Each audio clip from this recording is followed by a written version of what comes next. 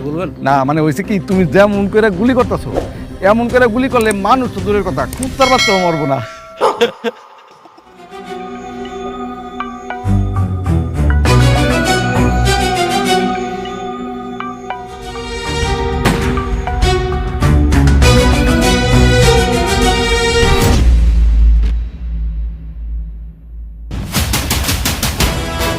আসসালামু আলাইকুম বন্ধুরা।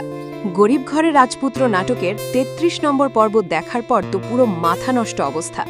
একদিকে মেঘলার উপর হামলা, অন্যদিকে অনিক আর সাব্বিরের মুখোমুখি যুদ্ধ। সব মিলিয়ে নাটকটি কিন্তু এখন চরম একটা উত্তেজনাকর মোড়ে এসে দাঁড়িয়েছে। তাই ভিডিওটা স্কিপ না করে শেষ পর্যন্ত দেখতে থাকুন। এই পর্বে মেঘলা যখন আক্ষেপ করে বলছিল যে সে বৃষ্টির কোনো ক্ষতি করেনি, তাও কেন বৃষ্টি তাকে পথের কাঁটা ভাবছে, তখন সত্যিই খারাপ লাগছিল।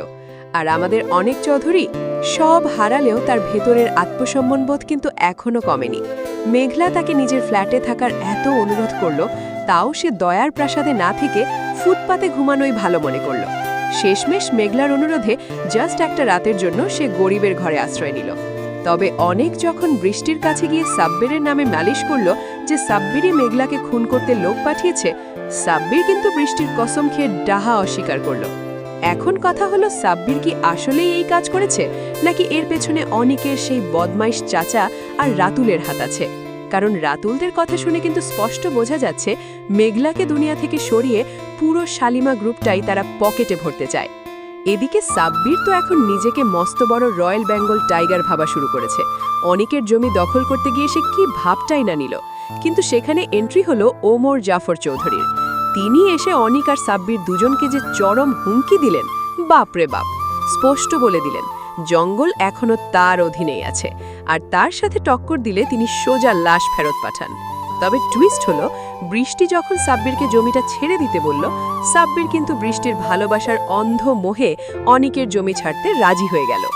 তাহলে বন্ধুরা, আগামী ৩৪ নম্বর পর্বে কি হতে পারে? সাব্বির যেহেতু বৃষ্টির কথায় জমি ছাড়তে রাজি হয়েছে, ওমর জাফর চৌধুরী কিন্তু এটা একদমই মেনে নেবেন না।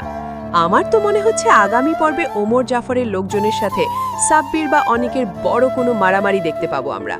আর ওইদিকে রাতুল যেভাবে আড়ালে বসে পিস্তল তাক করছে, মেঘলার উপর কিন্তু আবারও হামলা হওয়ার একটা চান্স থেকে যায়।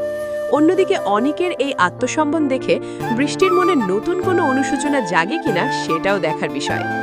আপনাদের কি মনে হয় বন্ধুরা, সাব্বির কি আসলেই বৃষ্টির জন্য ভালো হয়ে যাবে, নাকি ওমর জাফরের রাগের শিকার হবে? কমেন্ট করে আপনাদের মতামত চটপট জানিয়ে দিন। আর ভিডিওটা ভালো লাগলে অবশ্যই একটা লাইক দেবেন। এই নাটকের পরবর্তী পর্বের আপডেট আর রিভিউ সবার আগে পেতে চ্যানেলটি এখনই সাবস্ক্রাইব করে রাখুন। সবাই ভালো থাকবেন, সুস্থ থাকবেন। আল্লাহ হাফেজ।